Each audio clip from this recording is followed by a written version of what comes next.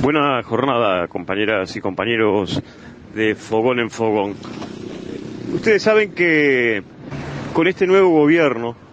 se trató de desarrollar la Secretaría Nacional de Inteligencia del Estado, cuyo secretario es el ex comisionado parlamentario, el doctor Álvaro Garcés. La verdad que en todo este tiempo ha tenido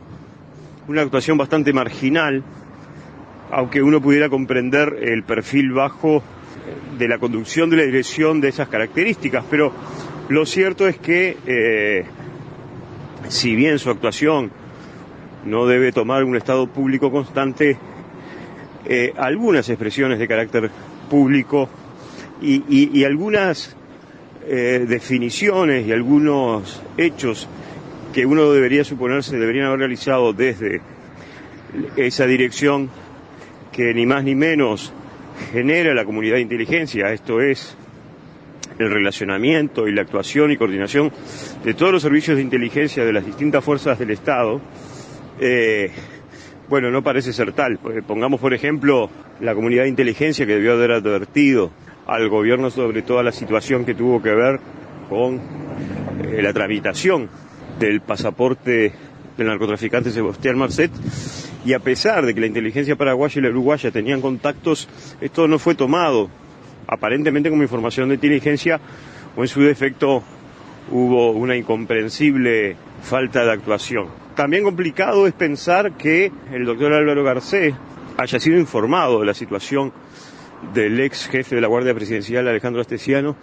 que lo haya informado al presidente de la República y que el presidente de la República haya ninguneado la información, lo que en cualquier responsabilidad más o menos digna que anda por el mundo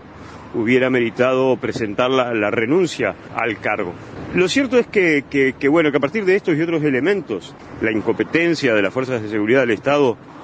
para lograr un combate frontal a la delincuencia en el país,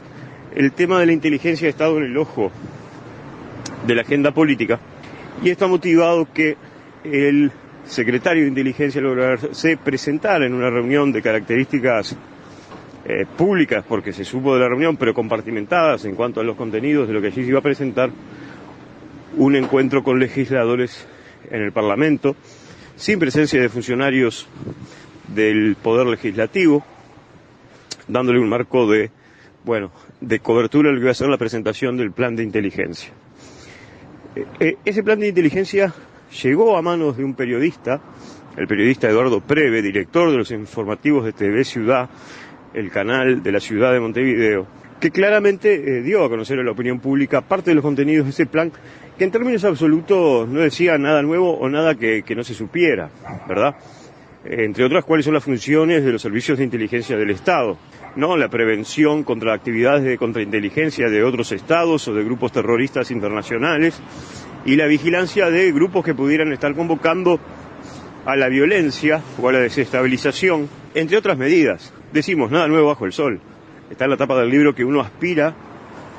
a que estas actividades las lleve adelante con cierto criterio, por supuesto,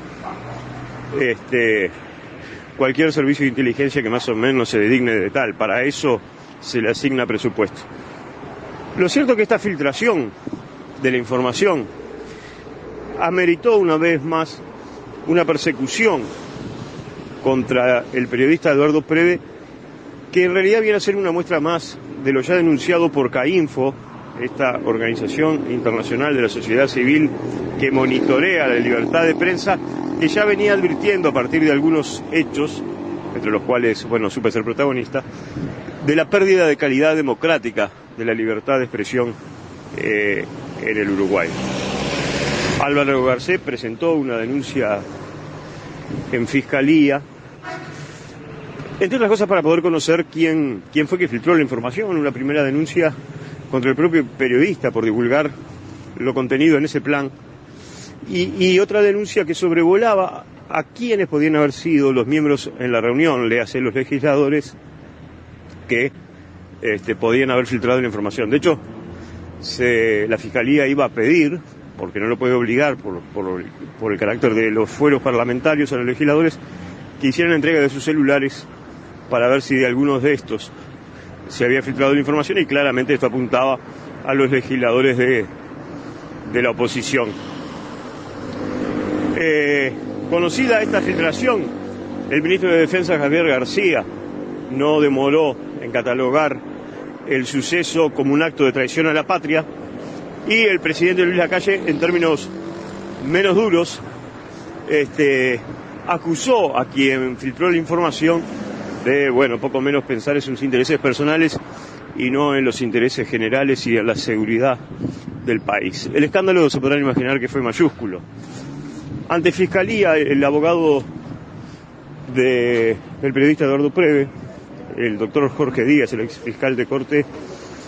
argumentó lo que ya desde varias tiendas políticas, pero sobre todo desde el mundo de la prensa, ya se sabía. La información que llega a manos de un periodista y que tiene interés público, no hay delito en que se divulgue, en realidad porque en términos absolutos no hubo información estratégica de inteligencia que quedara al descubierto,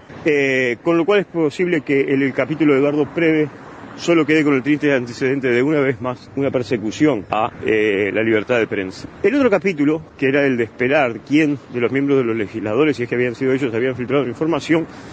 tuvo una vuelta de tuerca inesperada, porque en realidad se conoció, e incluso para la sorpresa del propio Garcés, que el plan de inteligencia filtrado, publicado por Eduardo Preve, no fue el que el secretario de Inteligencia presentó en el Parlamento. Es decir, que si el plan de inteligencia que se presentó en el Parlamento no fue el filtrado, claramente no fueron los legisladores, y claramente, aún con el derecho de reserva de la fuente, hubo un plan de inteligencia no conocido por los parlamentarios ni presentado por el secretario de Inteligencia, que fue filtrado por los propios servicios de inteligencia. Es decir, el traidor de la patria, el que pensó en sus intereses propios y no en la seguridad de la nación, fue un propio integrante de los servicios de inteligencia del Estado. Una verdadera maniobra de contrainteligencia donde, por supuesto, ahora que se acerca el Mundial en términos futbolísticos, no solo queda en Orsay demostrando una vez más otro acto de incapacidad para estar al frente de la Secretaría del doctor Álvaro Garcés, sino que nuevamente un hazme reír en otro capítulo más, en otro hecho más de todo el gobierno nacional.